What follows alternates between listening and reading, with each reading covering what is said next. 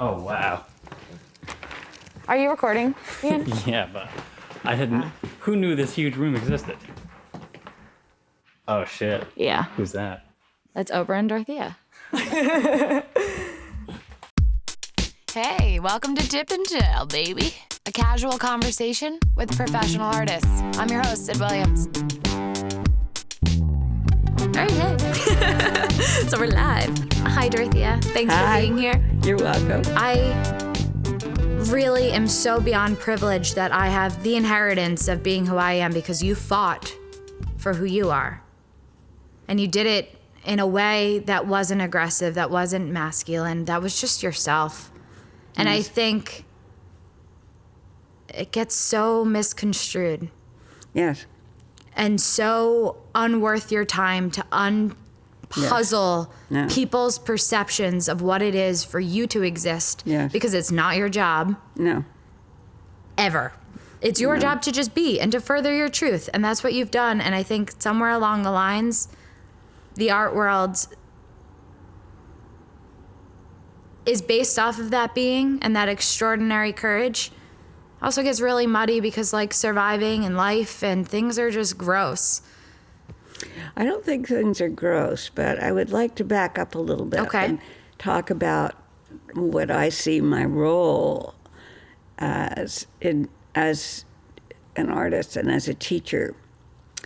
I've watched many of my very talented friends over my lifetime do some work and disappear. Mm-hmm. And it made me wonder why that was. I mean, it really can't be more comfortable to get married and have children and teach and do all that life than it is to be an artist. I don't believe it's more comfortable. I wonder if that is different now. I don't think so.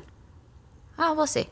Yeah, we'll see. I'm not sure. Yeah. Because that's not option. That option isn't really open anymore to, but when I came to New York, my friends came to New York, we were offered teaching jobs, and the way I see my role is that as an artist teacher is that when artists graduate from college, or preferably art school, they don't have any way of entering into the New York art world. And I attempt to make that opportunity in my studio. I interview people. They have to have been to art school. I endeavor to make the channels to what I see the potential in each person is, so that they can find themselves and find a way into the New York art world, that they can, first of all, find out how to make work, which isn't easy. To work here takes 3 years to go through the Rockburne School, and I am endeavoring to run a Renaissance art studio. And you get to learn what is involved in running a studio, what is involved in being an artist, and what is involved in doing the work and getting it into the world, and why you want to get it into the world. That's an important factor. This takes an everyday situation, and we're always so busy, because the studio's always very busy, there isn't a lot of time to talk. So I have to intuit what is going on. And it's always very interesting, and Sydney was very interesting because when she came to work for me, she talked about how she wanted to change education, and yet what I observed was all she did was paint. And that was like, I thought, oh. And so I started, I guess, to question that in Sydney, and to also help her find her way into painting and help her find a studio. Nobody has a studio when they come to work here. Mm-hmm. Somehow they find a studio through this studio. Mm-hmm. And it's not that I can provide it, I don't have a system, but somehow I know what's going on. It shakes out. And yeah, it shakes out, exactly. Like, I want to give people the access into who they really are. Yeah. Who they really want to be. It's a painful process. Yes, it is. I'm not gonna like not be real about that. I'm just talking about, letting the work generate its own market and not doing working anything to for generate a that market. or giving in any way to commercial responses. So, it's to run this Renaissance studio, to watch people, to teach people the office work. Now, I have a scheme of what you do here, which every day, which seems kind of doesn't make sense at first because everybody just wants to go in and work, including me. But the fact is, you have to get through the other stuff or you can't work. You go down the tubes. And many artists I know have just went in and worked. They made marvelous work. Then they had their first show. None of the records were kept. None of the office work had been done. And they had a second show, which wasn't as good as the first, but because they were catching up. And then they disappeared forever. Yeah. So I'm endeavoring to teach sustainability. Yeah, you are. So the things that the regimen here is health first. I have to go to doctors, have doctor's appointments. All of that has to be taken care of because there's no health, there's no me to do the rest of it. And it's true. No, it's you're absolutely right. true. The You're second right. And thing what does is health money. begin with? Your exercises in the morning. Who's here? Now I'm seeing a physical therapist twice a week. Great. I'm not doing anything on my own, but I will. Okay. Okay, so, but aside from that, there are umpteen doctor's appointments and so on. And the older you get, that's the case. But even when I was young, there's a certain amount of that stuff. You have to take care of it. You have to physically look after yourself. It is your responsibility. And you learn that here. Mm-hmm. The second thing that you have to do is money.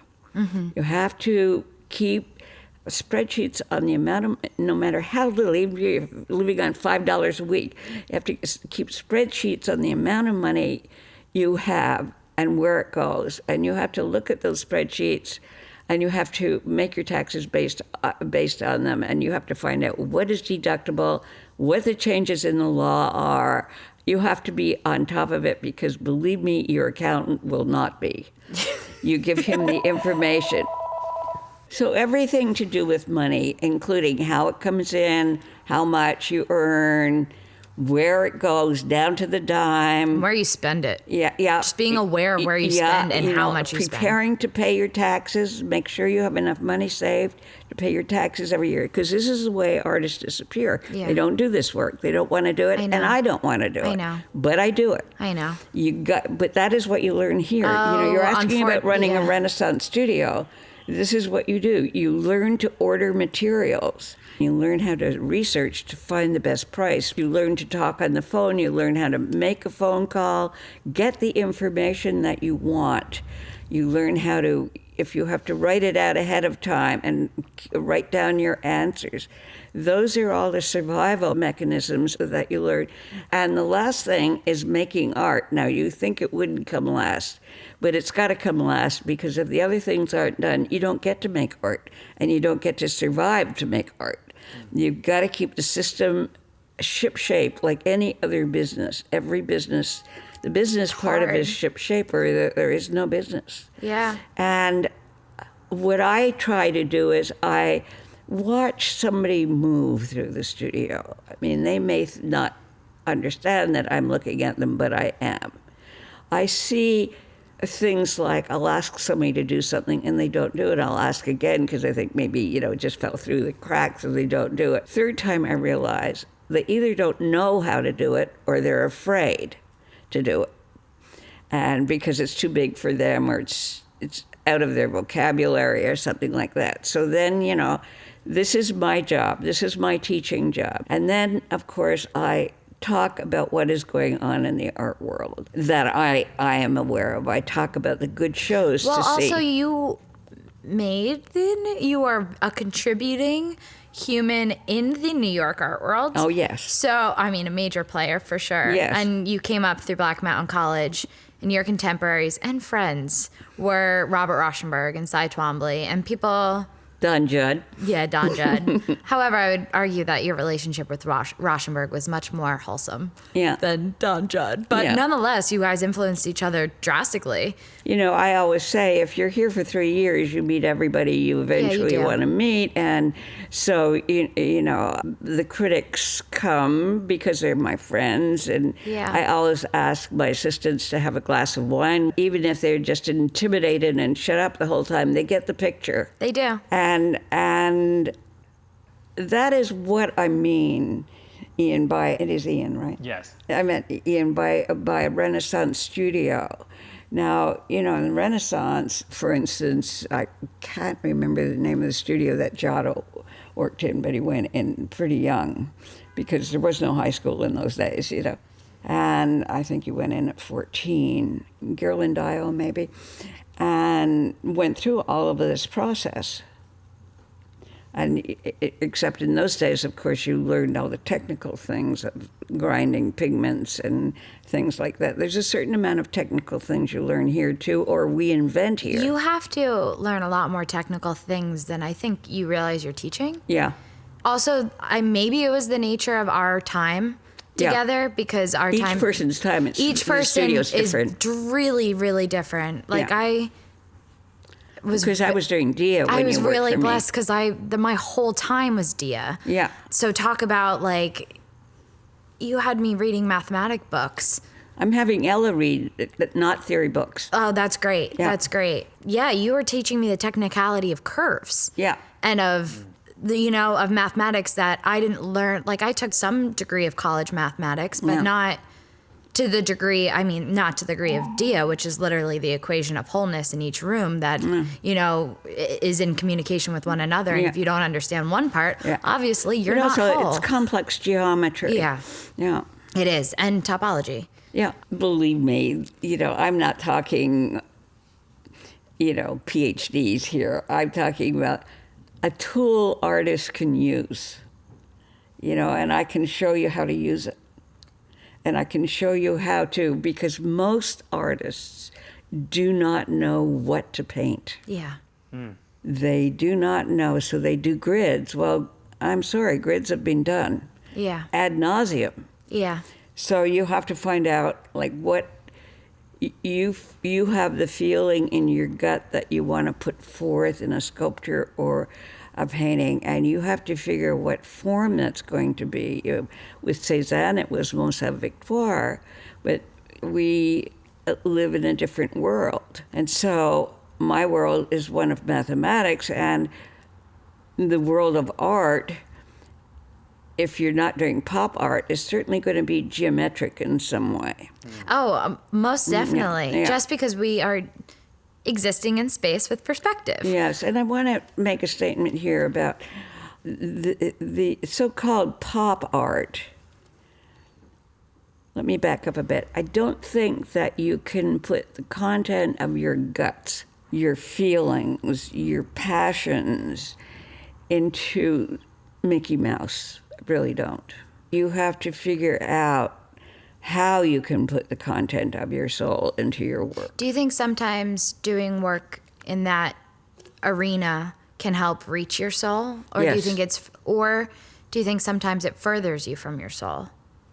Well, of course, it depends on who's doing it, and it depends on how it is done. Yeah. Obviously for Roy Lichtenstein, Yeah. It was, but at the same time, you have to take into account somebody's background. Yeah. Now, Roy was in the Second World War.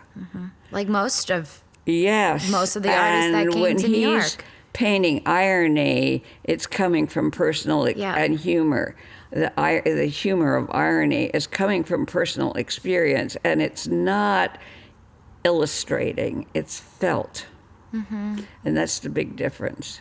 And I think a lot of the New York art world is built off irony because a lot of the men that came through, and I'm not discrediting any of the 9th Street women or the remarkable women that accompanied this space, but a lot of the men came through a GI Bill and went to art school on a Roy went to art school on GI Bill. Rauschenberg was at Black Mountain on GI Bill. And that's a different circumstance. That's a different freedom. They directly sold something and they felt entitled to their education because they sacrificed whatever they sacrificed to do that. And it also gave them a different vocabulary of experience.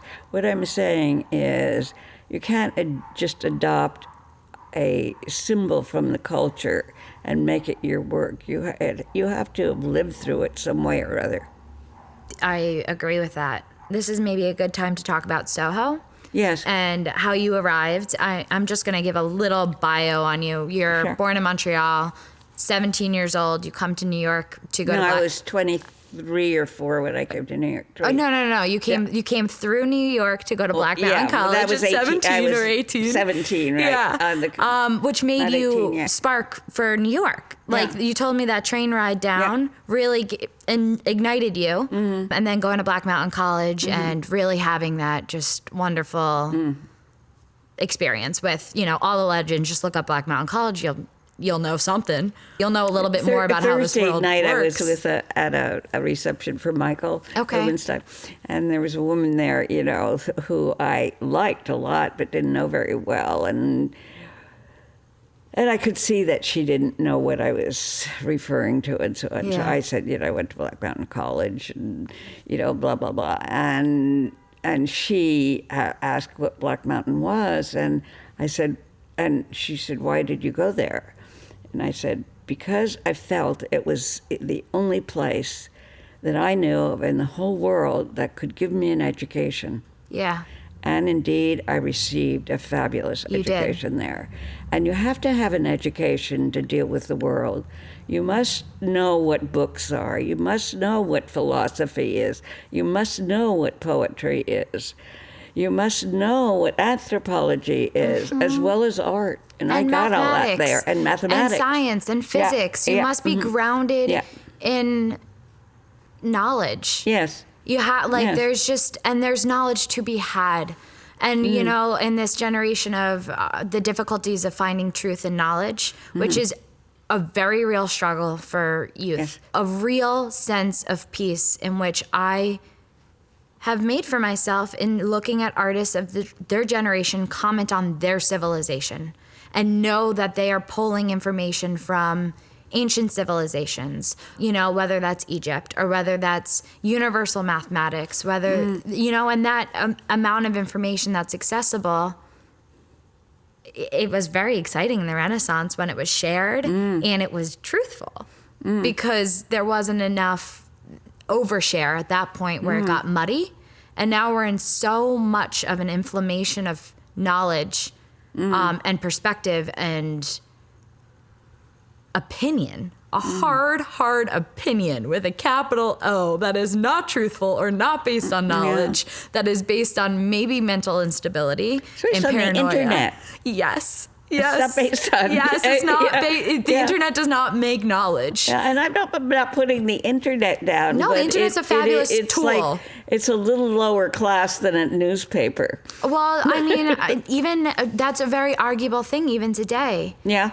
Because the newspaper and the internet are married. Yeah. In some capacity. So yes, they are. Seeking knowledge is a difficult task. It has now become a full-time job. Yeah. Which is, it's always a full-time job, but I digress.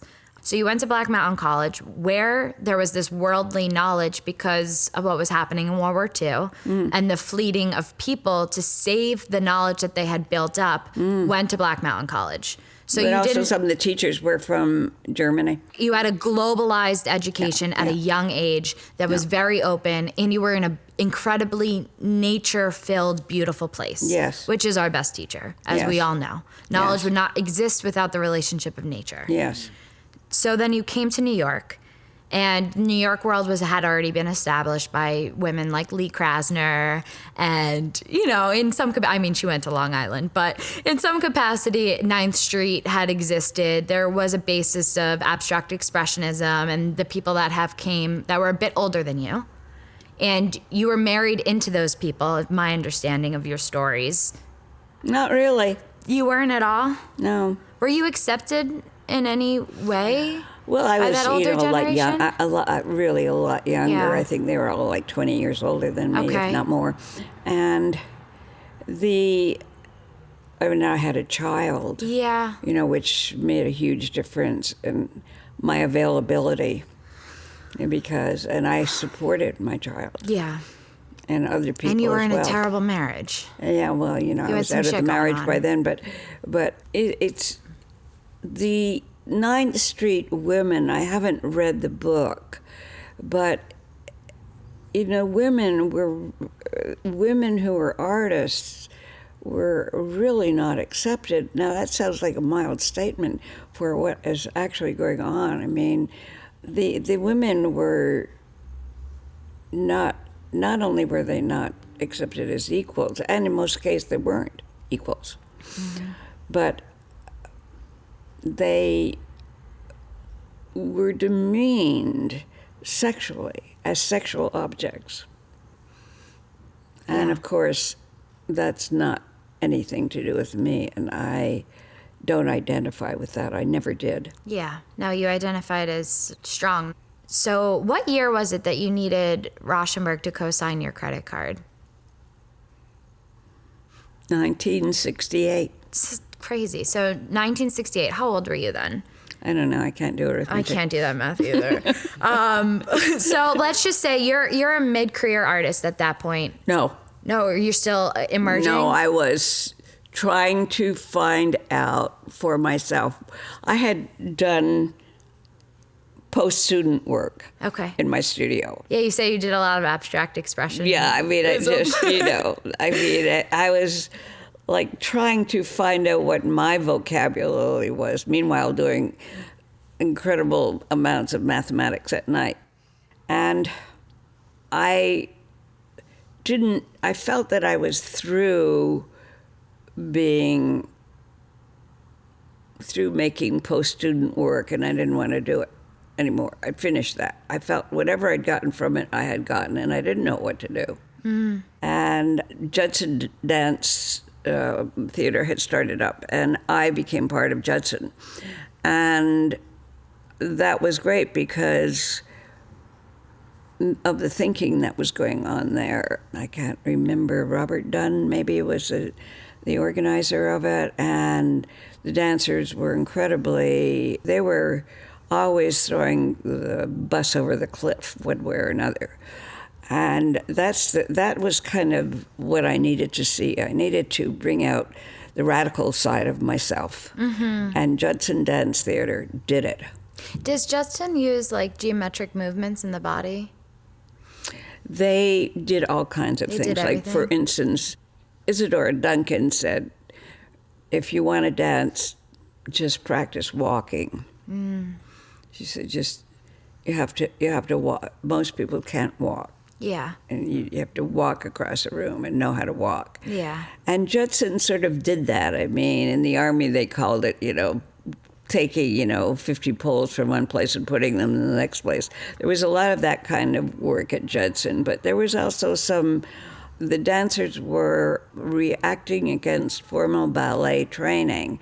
And so it was a little odd for me to be even part of it because none of the dancers were trained. I was the only trained dancer, and I never told anybody when I was there that I was a trained dancer. Were you... Why? I started ballet when I was 4, in Montreal. Yeah. Well, you grew up in your mother was very proper. You you skied, you danced, you ate well. You had the French experience. Yes. But so Judson was really quite something. But as I say, I'd always been, since Black Mountain, I'd always been doing mathematics at night and trying to teach myself all the vast areas of early math that I didn't know. And I was following some books my teacher had given me from Black Mountain. And there was just a moment when I was dancing that I knew what to do in the studio. And I stopped dancing and began doing that work in the studio. That was the set theory work the very next day, and I never danced again. It's amazing. It's like you found... I just knew what to do. You found the geometry in your body, therefore you found it in your hand and your mind. You were able to, get it out of your body. Absolutely. And part of that came from, the years of skiing, too. And, there's something... The strength. I did, before you leave, I'll show you these drawings that are Oh, we put them away. Damn it. There are some drawings that I did in 2016 called The Geometry of the Wind. Oh, I know those drawings. You know those drawings? Yeah, I Okay, photographed good. those drawings. Yeah, and Alla was asking me some questions about those. And, They're pretty. when I was a kid, I had my own sailboat with a centerboard on Lake Conley, small boat. Amazing. Yeah, and so I learned about the winds on that lake. And then when you ski, you become very aware of wind.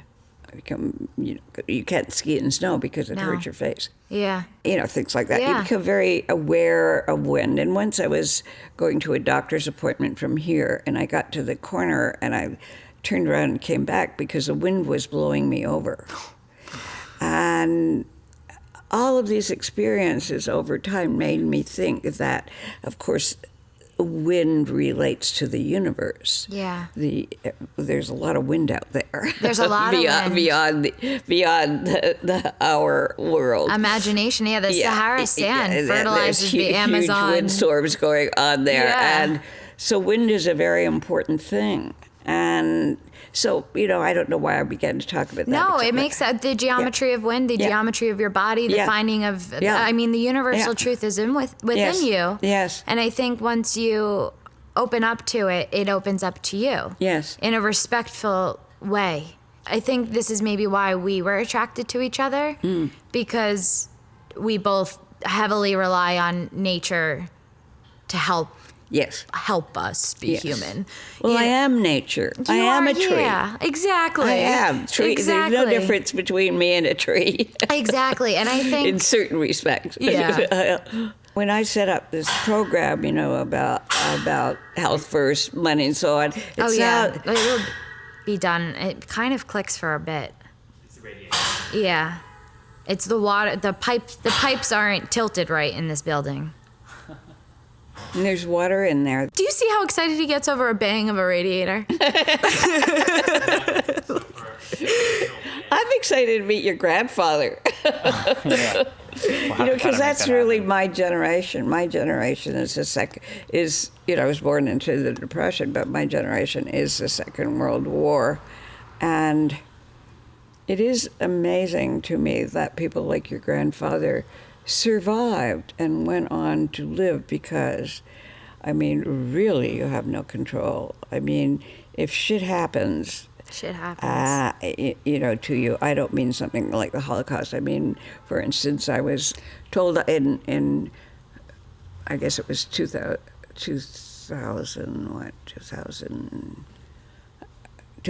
I was told I had breast cancer. You just give yourself completely over to the treatment. Yeah. There's nothing you can do. And not all of which is good. Yeah. You have no control over it. No. Yeah. Healing is really, you structure, yes. Control, no. Yeah. Structure allows things to grow.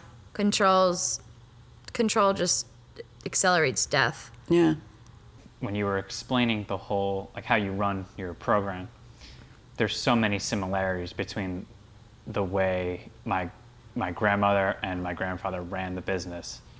And I bet. It's that generation. It's your generation.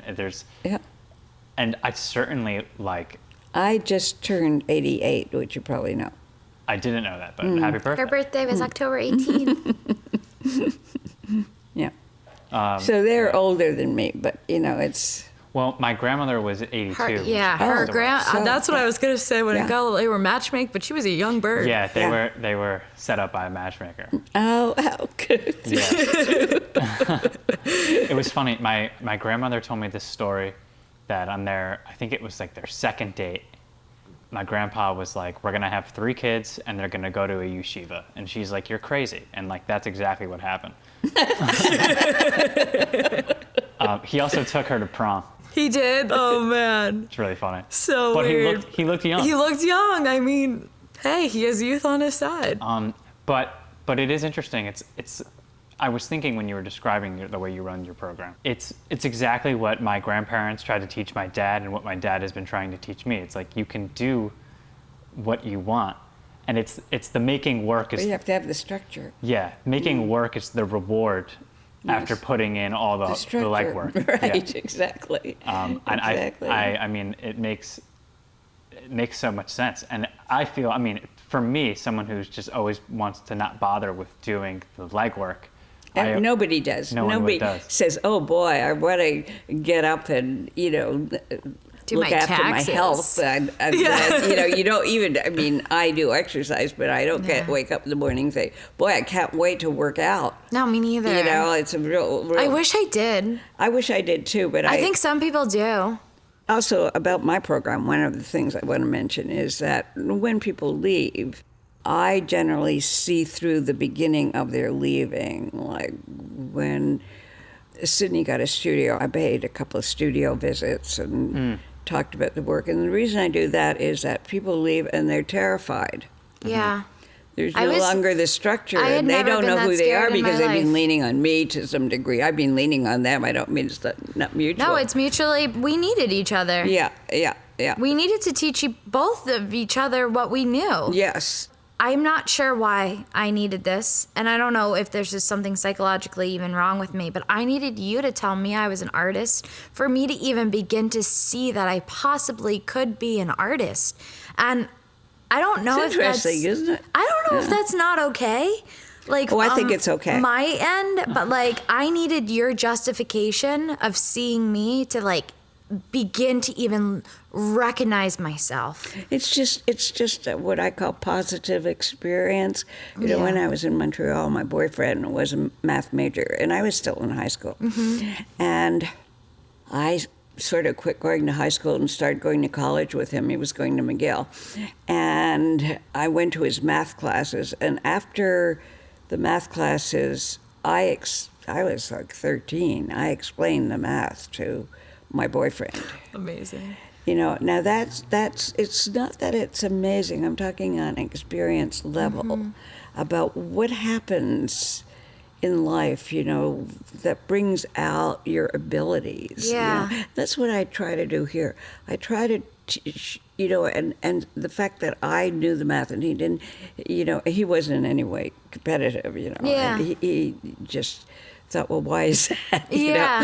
You know, and so it was an interesting reflection to me, because I had no idea I would study math, that he was reflecting to me that I could do this. And that's what I was doing to you. Yeah. I was reflecting to you that you had these abilities. Even the freedom in your comments saying, I don't know what you are and I can't put you in a box and I can't peg that you're a painter or sculptor, but I know you're an artist. And I know you needed to tell me that for almost a year straight before I even like penetrated me. Like I really like was like, no.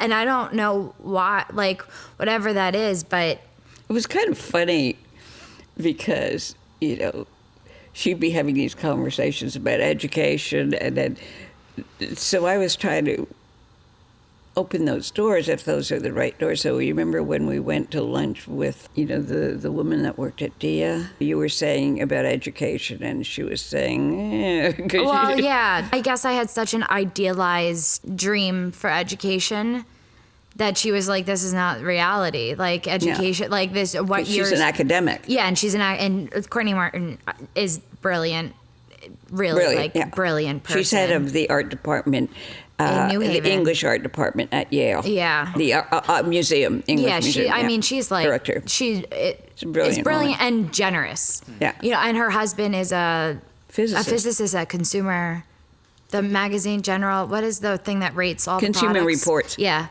So he has like a wealth of generalized knowledge in how the universe works, which is cool. She's cool. But she worked in academia, and she's like, what you're saying to me does not translate at all. Like your dreams or envisions or hyper idealized way of how things could be aren't.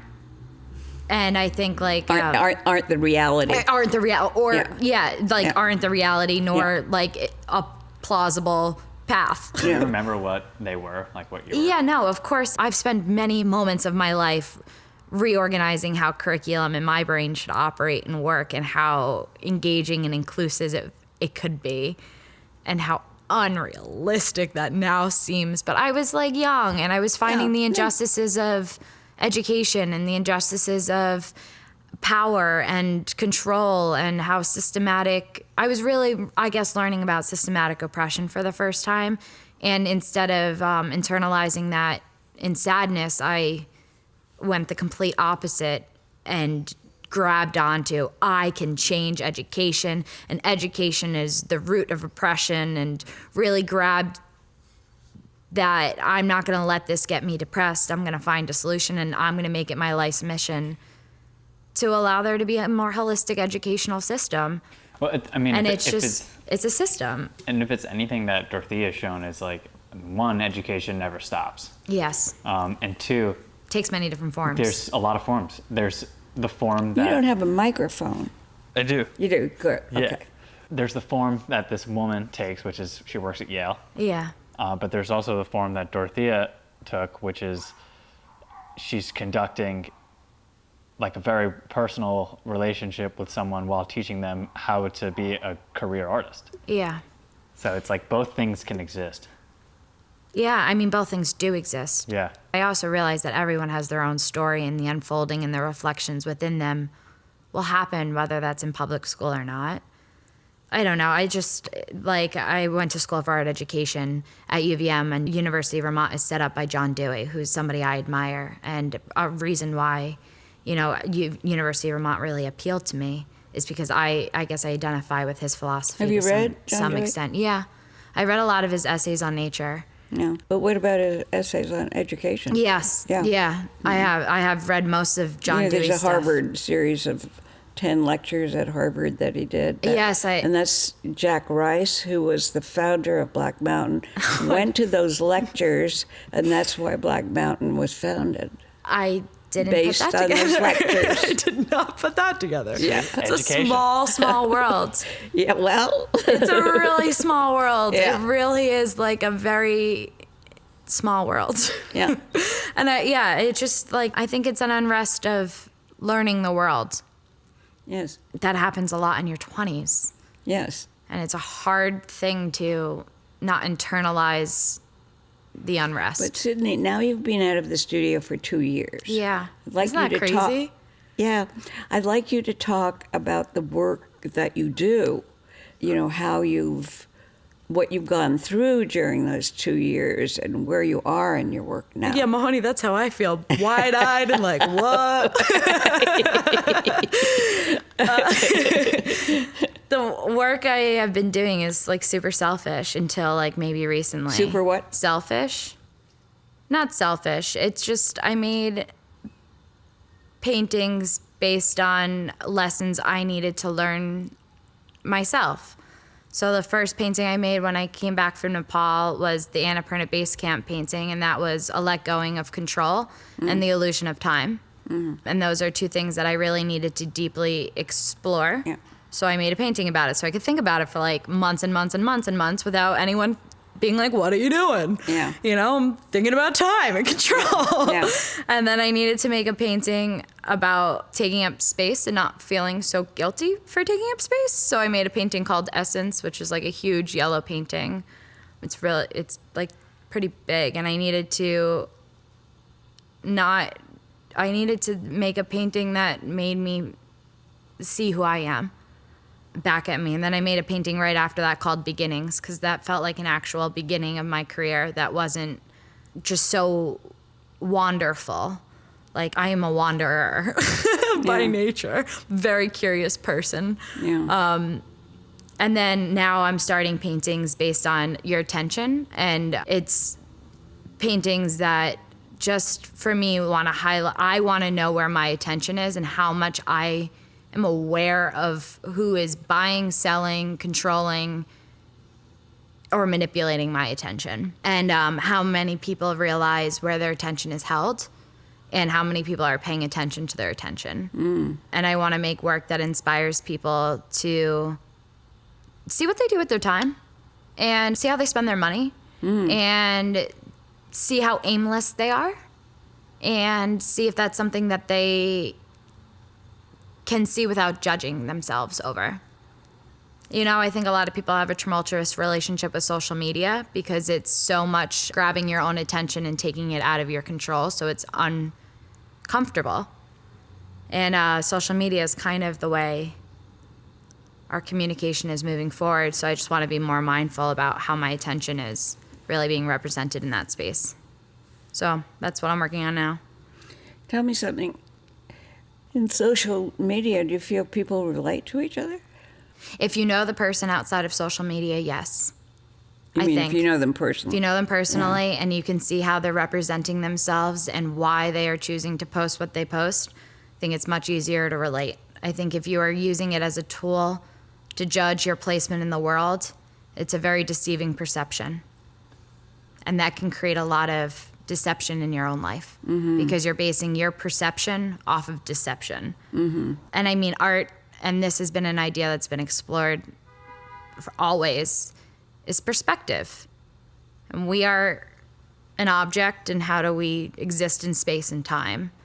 And I think space and time is quite warped over social media. But I also don't know. I don't really have a huge presence or following on social media. I'm definitely trying to learn it's so new that it's hard to learn how to use a tool that's so new. Like, I'm trying to use it as a tool for business because ultimately I need to survive. Don't you think that's what people are doing now? It's the only way. I mean, we're in COVID. Yeah. Like, people can't come see my work. They can't come see they can't feel my space right now. To use social media as a tool to try and be seen is difficult. I honestly don't have any answer for it. That's why I'm making work based on attention, because It's kind of it's how you get your stuff out there. It's like, how do you grab? Yeah, I guess it's always been about attention, though. it is. It's like, how are you gonna get someone to stop? How are you harnessing people's attention? Yeah. You know, whether it's mindfully or not, it's what it's doing. It's just, I don't really understand. I'm not great at it. I'm not also great at branding myself. I'm not great at being motivated for financial reasons. But these are all, once again, the structure of the beast. You have to figure out a modern day structure, which I don't know. I don't have those answers.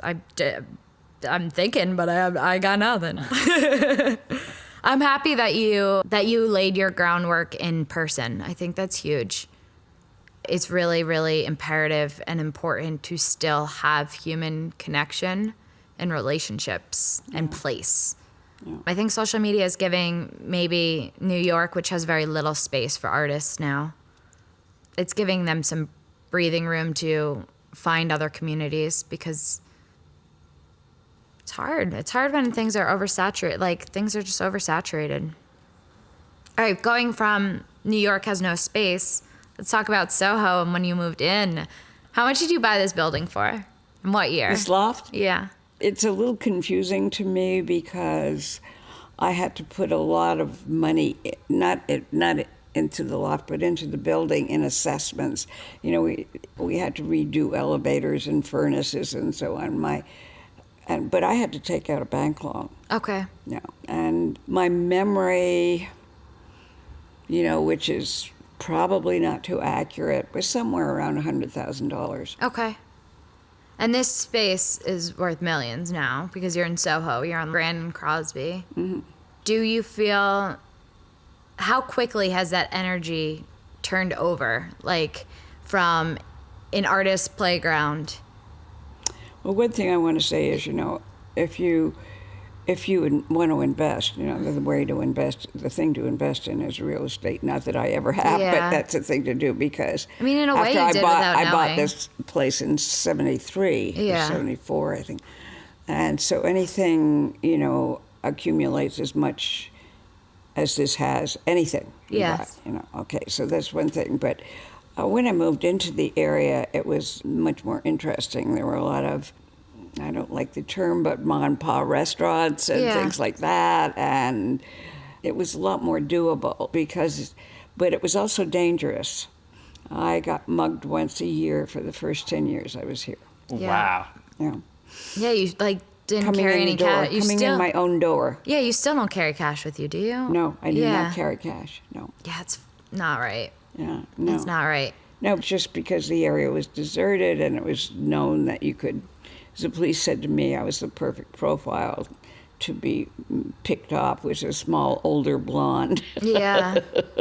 Of course. Of course. But, you know, there were a lot of machine shops. There was a lot of, Canal Street was a fortune of old Army Navy stores. That's where Rauschenberg bought the parachute for the dance he did on roller skates, and there was all kinds of available things. And of course, once Soho crossed Broadway, then the whole area began to be gentrified and less interesting. And so now the buildings are beautiful. This is a cast iron building, as you know, but the area is terribly gentrified and it's boring. Yeah. And this building, was it AIR building, an artist in residence building, when you moved in? No. How did I got fight? the AIR. Yeah. In order to get the C of O for artists, I went down to the buildings department almost every day for 2 years. Why was that important to you? We could get kicked out. Okay. Why could you get kicked out? Because we weren't living in accord to the New York City living laws. You weren't allowed to live in lofts. Okay. You had lived in lofts prior to this But I building. mean, by now, you know, everybody Everyone made lives such in a a fuss that loft, everybody yeah. knew that everyone was living in lofts and so on. But there were a lot of technical things still on books that had to be dealt with. Was your place in Tribeca technically a loft? Yeah. I had 2 floors. Yeah, I know you had the And Chambers Street, yeah. that light, It was that a loft. skylight, yeah. Yeah. Mm-hmm. Okay, so that's interesting that loft living had become, a factor. De rigueur, yeah. Yeah. All right. Very interesting. Could you imagine living anywhere else than this spot? Or Yes. Do you want to live somewhere else in this spot, or? Well, it's become very hard to. This building has always been hard to live with. The space is glorious, but the building is very difficult to live in for various reasons. Like, for instance, the radiators don't have to bang. Right. You know. Plus, this is very, very expensive. My maintenance is horrendous. Yeah. Horrendously expensive. When did you start the mentorships, like the having people here? Actually started on Chambers Street, and like most things in one's life, it was kind of an accident. I needed some help with work, and I was working with somebody at Bob's. I can't remember his name. Bob's is Robert Rauschenberg. Yeah, Okay. and he came and helped me, and then I realized I was doing some of the work that as at DIA. I realized I need physical help. And so someday I was already pretty well known, I mean, within, the rising star aspect. And there was a teacher, somebody who was teaching school, I can't remember the name of the school, and he had somebody that he thought was very talented and would work out in my studio, and I needed somebody. And at first I said, God, no, because you want to be alone in the studio. And then I realized it really needed help. And it was Carol Dunham. Carol came and worked for me. I mean, while he was in school, he came and worked for me for a couple of years. That's Lena Dunham's dad, just to connect. Okay. Yeah. And Wow, what a network you've put together. oh, yes. Oh yeah, it's fantastic. It's like if you step back from it, Yeah. and you can see a map It's the Hollywood of art. that's based in more of in the world of knowing. Yeah. It's really interesting. It is. It's interesting talking to Ella because, she's, again, younger. So I was talking to her. I asked her if she could put on my iPhone Rimbaud and Baudelaire. Okay. And I don't know if she asked why or something. I think she maybe said why. And I said, because Lou Reed, whom I'm very interested in, was Who's greatly not? influenced by Rimbaud and Baudelaire. I did not know that. And they were lovers. Oh, I did not know that. Yeah. Oh, this is one I have to say, Ian, one of the biggest joys. I like sitting in a diner and gossiping. Yeah, you're I'm a yenta. I'm a yenta from through and through. I can't help it. We all are. We all are yentas at heart. We all want to know what's going on. Anyway, Dorothea knows what's going on. So Dorothea knew who was having sex with who for the most part. And let me tell you, that is what I want to know. Well, but to get back to Lou Reed, I said, he was married to Laurie Anderson. And of course, Ella said, did you know Lou Reed? And of course, I knew Lou Reed. Not well. But he was part of Andy Warhol, and Andy Warhol was a little bit part of my life, but very much around Rauschenberg's. Yeah. And then, of course, I knew Laurie Anderson. Yeah. Who was married to Lou Reed. And I think that Lou Reed was is some kind of phenomenon, for that time. I mean, but then, music then was, I miss, good popular music. I know. Like, where's Bob Dylan and where's Lou Reed? Where are the Beatles? There's some really cool albums that have come out that I'm going to show you. Really? Music Now, I am excited about it. I really am. I'll make sure you get some new albums. Send them to me. I will, because you're going to love them. You know that song I even played in the car, the Danielle Ponder song? It's got soul again. Music kind of went awry with bebop, I think. Not bebop, but what am I talking, what's the phrase I'm looking for? You're not saying hip-hop, because hip-hop's... Hip-hop. No, hip-hop's amazing, Dorothea. Yeah. It's amazing. Didn't go awry. Hip-hop was an essential vocabulary and fusion that has allowed a lot of possibilities to occur. Also, lots of artwork came out of that. Everything came out of cultural hip. A lot of, anything of substance for a while came out of hip-hop. It's just, there needs to be a marrying of a lot of different things again. Respect does that. Music unites people, period. Look at I know Paul Simon, you have a difficult personal relationship. No. You have no beef with him? Never had a difficult Okay, that's relationship. good. No, we were friends, and then he got married, he moved away. But Yeah. no, our relationship was very nice. No, Didn't you date, though? brief for a nanosecond. For a nanosecond? Yeah, but that didn't have. We didn't- remained friends. Okay. And, I introduced him to Phil Glass. And, things Okay, like so that. all right. So No. A good example of music really uniting was when Paul Simon went to Africa. Yeah. And that was a symbolic gesture that I think made leaps and bounds of what it means to be human. But the Paul Simon that interests me more is, the part that relates to American blues. Okay. Now, when I went to Black Mountain, I knew nothing about American music because, except for pop music, it wasn't on the radio or anything. And, I grew up with classical music or Alouetta, Yeah, totally. I didn't really know American music. Where do you think the worlds of physical art, I guess just making physical objects versus making music intersect? I don't know. I don't either. Yeah, I don't. I think it's just like soul talks to soul, Yeah. Yeah. I never play music, as you know, while I work Yeah. because I don't want somebody else's emotions in my work. I play it while I'm cleaning up. Yeah. Or preparing, but not Yeah. when I'm working. It's interesting. And you have a lot of music on a lot Yeah. of the time. You have a really great taste in music. Yeah. Thank you. You're welcome. Can we get into Egypt? Yeah, let's go to Egypt. So, Dorothea, your lifelong love of Egypt. Yeah. Before we go to Egypt, did you go to Mexico or Egypt first? I went to Egypt first. And then you went to Mexico? Yeah. Okay, how old were you when you went to Egypt? I don't know. It was 1980, 81. Okay. And What kind of brought you there? Like, what was it? What was attractive about it? I think the line. line of shadow? Yeah, the white line, dark line that's made in the indentation of the lines they used.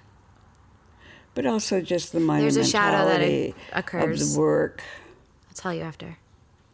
I'll keep it. I Continue. know nothing about Egypt. He doesn't know what the shadow line on the pyramids is. Okay. So, do you want to explain the phenomenon that happens with light when it hits a pyramid? Yeah. Well, there is a shadow that occurs, and then there's a white line that appears because of the light in which it hits the angle. Am I understanding this right? The light that projects off of the angle of the pyramid creates this illusion of like a dark shadow next to a white line. I started being nosy about Egypt when I was 6. My mother had these books on Egypt and that I was looking at when I was a kid. And that fascination with Egypt continued, but particularly with ancient Egypt, really pre-dynastic Egypt. It's thought that the pyramids are pre-dynastic. Oh, really? Do you think that the pyramids were made by people, or do you think that they were made some other way? To speculate about creatures coming from other planets is in the area of science fiction, and until we don't have, the work that I'm doing now is involved in knot theory, and that's a theory that really explains a lot. It's exciting. You won't like this. It explains a lot of how things work. You'll see like my simplistic attempt at it in the back studio, but I don't think it's a simplistic attempt. I think it's a visual it's attempt. not simplistic. It's a you're visual right. attempt. Those are different. Yeah. Well, I say just- my understanding. No, I've been studying Yeah. that theory since I was 18, and my understanding of it is still pretty beginning. It's knot theory. Knot, yeah, like knots. KNOT.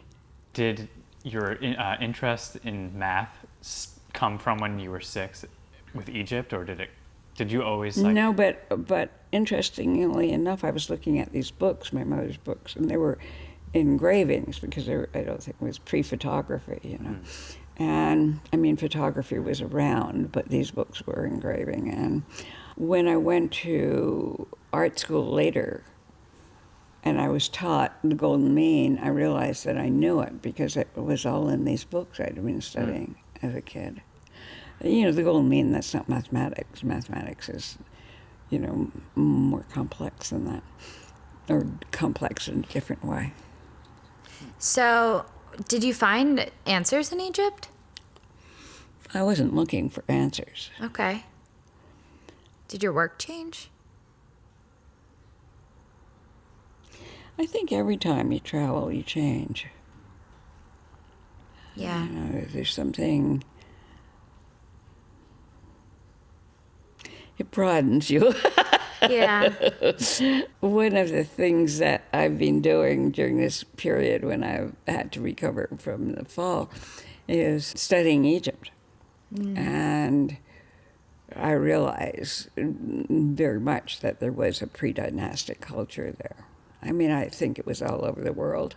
They're discovering things more and more and that pre-dynastic culture was certainly in South America and in sites like Sacsayhuaman, which is near Cusco, and the pyramids outside of Mexico City.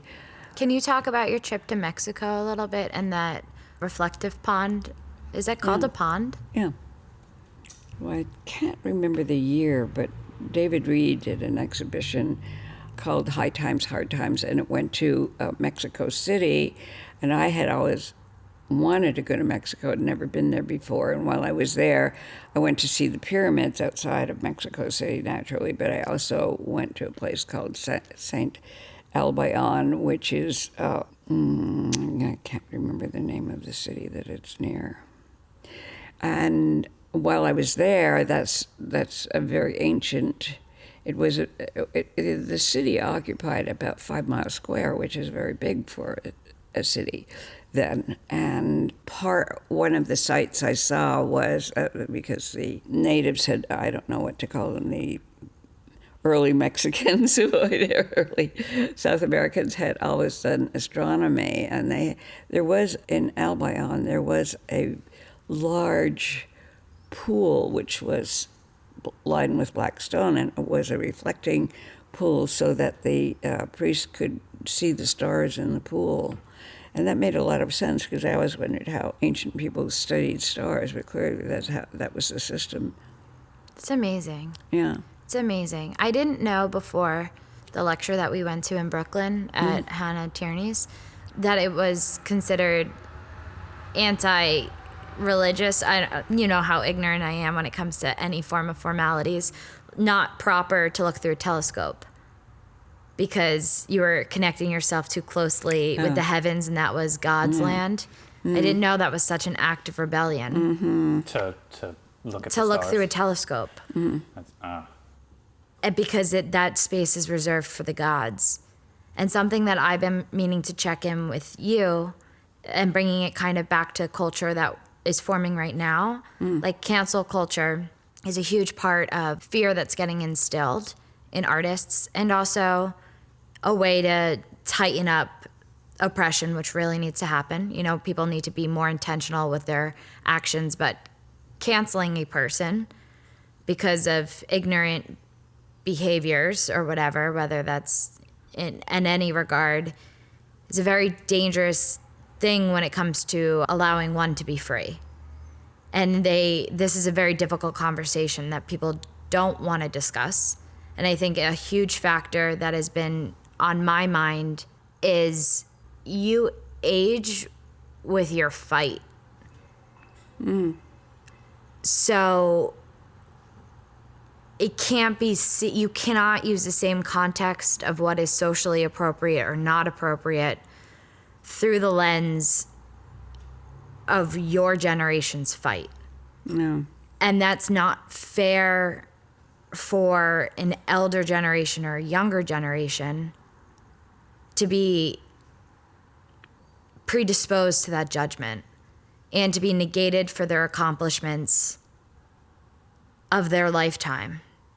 If it was rebellious to look through a telescope, can you imagine the fight that these people had to do to find freedom in their life? The acts of rebellion are constantly changing with time and space.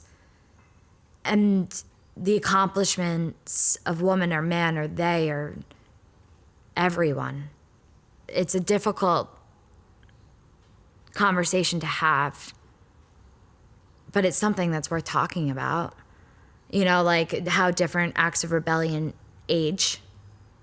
Because you're a rebellious nature, and you're not even rebellious. You're just yourself. Like you've always said that your art is political, and it is because you're just creating the space that should, but wasn't and isn't completely made for you. You're just existing, and as that existence is an act of rebellion, that's almost ridiculous because existing is not rebellion, existing is being. And so to place judgment on existence is a difficult thing for me to grasp. It's been a difficult...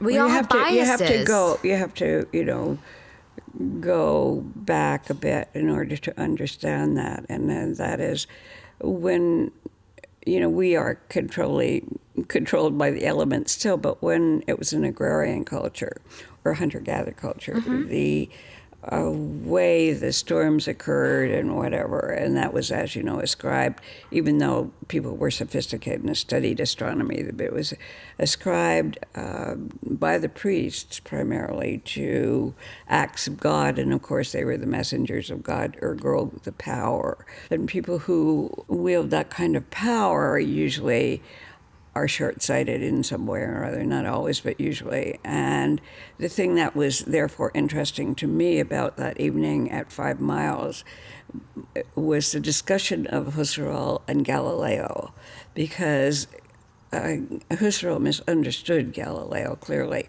And Galileo was so rebellious, and Galileo was always making fun of the church, which the Catholic Church certainly didn't like. And it's interesting because he was one of the first more contemporary people to say that the earth was not the center of the universe. And for that, he was told that if he didn't take it back, basically, that he would be tortured, and they showed him the tortures. The instruments of torture were the rack and lots of things with hot coals and so on. And so he rescinded his statement. However, just fairly recently, the Catholic Church apologized to Galileo, I think last year. Oh my goodness. That's a Which funny is so story. curious, isn't Yeah. It's a little late. But you know, when Can't put the toothpaste back in the tube. yeah, I mean, when Galileo was imprisoned in the Villa Giulia, he was doing experiments on the inclined plane. In other words, he built sort of a seesaw with one end up in the air and rolled things down, and he studied the speed at which it rolled and changed the incline. And now, at the previous or simultaneous to that, when he was doing that, Leibniz was inventing calculus. He did not have calculus, and he had no way, although there was a certain amount of communication between the states in I don't know what to call it, provinces, I don't know, Yeah. countries in Yeah. Europe. They didn't, because he was imprisoned, he didn't have that communication. He didn't I think have this sharing. I think he'd been previously in touch with Leibniz. And so the amount of things he was able to do were limited, but while he was imprisoned, he wrote a really rebellious play featuring the Pope. I mean, he did like he was like really too much. Do you think he was like mad to a certain degree? Not at all. Not at all. Not at all. No, he was brilliant, and he just, you know, in the way that some brilliant people can be, including artists, he just thought truth must out, you know. Yeah. And most people don't want the truth. They want No. tradition, comfort, and sleepiness. Yeah. Sedation. Sedation, yeah. Yeah. I mean, that's like, I don't want to go there totally, but a lot of modern day tendencies come from a level of sedation to sell you something. Yeah. So, once again, The amount of commercials on TV Is insane. It's just stunning. I don't know. I don't know what the repercussions is. I don't know what the boiling point of that is. I don't know. COVID's an interesting time. Gives you a lot of perspective. I mean, it's at the very least, it's a shift in pace on a globalized scale. You said you've watched more TV now than like ever before. I'm just curious what you watch. You don't I want to watched a know. lot of old movies, which I'd never seen before. Some of which I had seen, though, and which, when I watched them the second time around, usually I watched with the sound off to see how the director conducted the visuals. To see what the shots are, you know, what the close-ups are, and, you know, two people kissing, filling a full screen, or particularly Hitchcock, you know, because he's coming out of early German cinema. And early German cinema did this strange angles, a lot of strange angles. It's really fascinating stuff. And I'm fascinated by film anyway, by movies. I just think it's a marvelous, marvelous medium. Yeah, I would have to agree with you. Yeah. Dorothea also watches a lot of like YouTube mathematicians. Yeah, and Like a lot of lecture series from Yeah. old colleges that would be published. Yeah. I would be coming in, and honestly, this is like, could have been a different language. Yeah.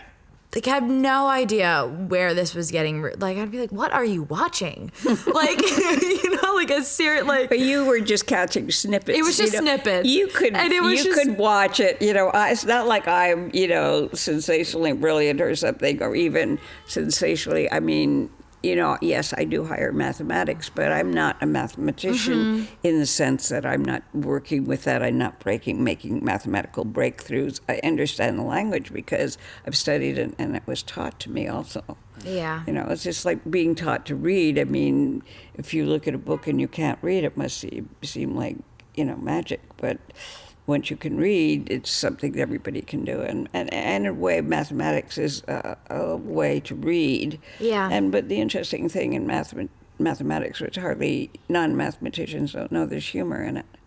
There's humor, there's elegant solutions, there's all kinds of, you know, there's adventure. Okay. There's adventures. It's really kind of, Exciting. It sounds like baking. Yeah, I mean, baking. Sounds and like what? Baking. Baking. I've always been very inspired by cooking. I find I get a lot of art inspiration from cooking. It's not like I cook very much anymore, but I did grow up in a French kitchen. Oh, okay. And, and the whole thing about the purity of the materials they were using, like they wouldn't use butter that was a day old, more than a day old. They threw the butter every day, and they only bought enough for the day. And if there was a little bit left, they wouldn't keep it. This is wild. my mother had help in the kitchen, and things like that. And also, she was a superb cook. She made croissant and brioche every Saturday night, and she had a marble board that she rolled the croissant out on, and you roll this thin, and you butter it, and you roll another layer, and so on. And to learn how things work in reaction to each other, and you put it in the oven, and it to cook, and it becomes this light, fluffy pastry. I mean, it was, it really taught me about materials. I still, look at cooking shows because I want to know and it's also gut level cooking. Mm-hmm. So it's a combination of good things. Yeah. It is. It's an art, for sure. Yeah, It is. Yeah. It's an art. Surround yourselves by chefs, you'll have a happy life. I mean, maybe not interpersonally, but definitely into belly. Dorothea, do you have anything else that you want to have for any record? No, do you want to go in the studio? Yeah, let's go hang out. Are we done, Ian? Yep. I mean, we're approaching. But what are we going to do the for 2-hour sound mark. once we leave these microphones? I have a plan for that. Oh wow. Are you recording, Ian? Yeah, but I hadn't. Who knew this huge room existed? Oh shit. Yeah. Who's that? That's Oprah and Dorothea. What do you mean, who's that? I mean, I know who that is, but we have no visuals. This is stuff that I'm in the show at the Pompidou, and we're trying And to you're find. finding, I heard about that. Yes, that finally came through. The Pompidou. Yes, that's Well, exciting. it's 100 artists, so who Yeah. knows, but Hey, it's still exciting. Yeah. Nonetheless. These are beautiful. thank you. These works are all not theory-based works. What do you think of this work, Ian, as a new viewer? Sorry to put you on the spot. I don't really know, but it's appealing to me. I enjoy the way it looks.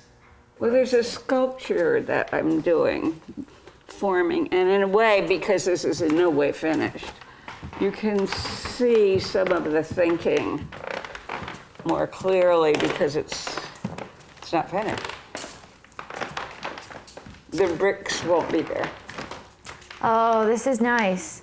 This has developed since I've last been This here. is- I don't know whether Did you paint this chair? No, I ordered it. I bought it. What material is that? Wood, That's wood. made in Poland. Can I touch This it? is a classic bedwood chair. Can I touch it, Dorothea? Yeah. Oh, shit. Oh, wow. No, it wasn't my fault. That was Dorothea. No, it wasn't your fault. Yeah, that was all She you. was she put it here. She put the bricks, she said the bricks had to be here to hold it, and I just fucked it up. Oh, well, you see what I mean. Yeah. Are the bricks a part of the work? I don't know yet, I don't think so. I like it. The rope has body. I know. Let's see if it holds its shape. Yeah. Well, this is, as I say, this is in process. Yeah. The rope is going to be unwound and rewound so that it's continuous. This is what is called a trefoil knot, a simple trefoil knot. Why on a chair? Well, something about when you look at the shadow, when you see, the chair, it's a, I don't know really I never know how to explain the visual choices I make. Do you? No, I don't. I think I'm getting tired. Yeah, Are you? I'm tired too. Yeah. We'll wrap it up. This is this. Signing off. Dorothea, thank you. Love you.